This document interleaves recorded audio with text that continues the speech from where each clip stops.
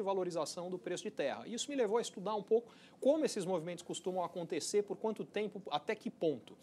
E eu acabei descobrindo algumas coisas. Isso vem desde estudos de alta de preço de terra iniciais nos Estados Unidos na década de 10, e aí eu peguei vários outros mundo afora e aprendi algumas coisas. Primeiro, quando o preço de commodity sobe de forma sustentada, que é o que aconteceu no mundo nos últimos 10 anos, o preço de terra sobe no mundo inteiro. Particularmente, se em paralelo com isso há um movimento como o atual de muita emissão de moeda, que é o que está acontecendo nos Estados Unidos, na Europa e no Japão. Então esse ativo real ganha valor. Ativo real ganha valor. Então, quem sobe de valor tendem a ser os metais preciosos, às vezes imóveis, só que nos países ricos os imóveis já tiveram ciclo de alta e de baixa, aqui no Brasil a gente está no ciclo de alta, e hoje no mundo inteiro há um processo de valorização do preço de terra. Mas como essa alta do preço de terra até agora foi menor, por exemplo, que a alta do próprio ouro e de outros metais preciosos, a sensação que se tem é que ainda há espaço de uma valorização significativa. E aí eu fui ver onde tende a acontecer a valorização. O que eu vi foi, nos últimos 100 anos, sempre o que acontece é,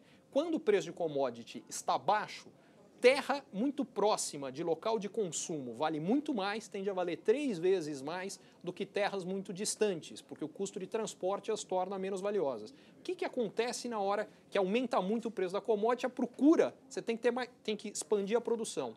Essas terras mais distantes começam a se aproximar de preço de terras mais próximas. Em outras palavras, as fronteiras agrícolas brasileiras provavelmente serão onde as elevações de preço, olhando para frente, além das que já aconteceram, serão maiores.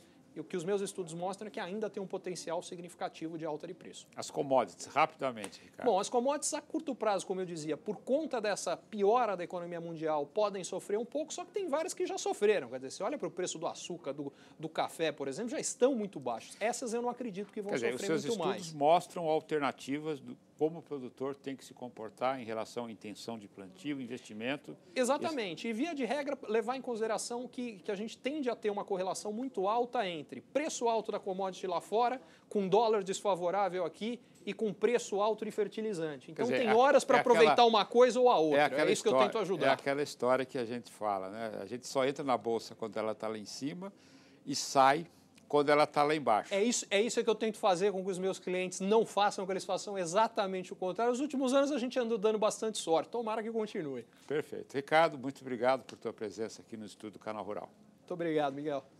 Bom, eu conversei com o Ricardo Amorim, ele é presidente da Rican Consultoria. Vocês puderam ver que o mundo, para os investidores, para quem produz e gera riqueza, vamos passar aí por sobressaltos, mas tudo tem solução.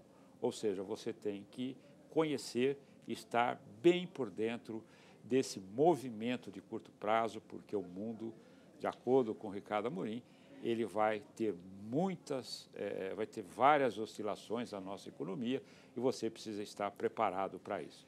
O programa de hoje fica por aqui. Até o próximo programa.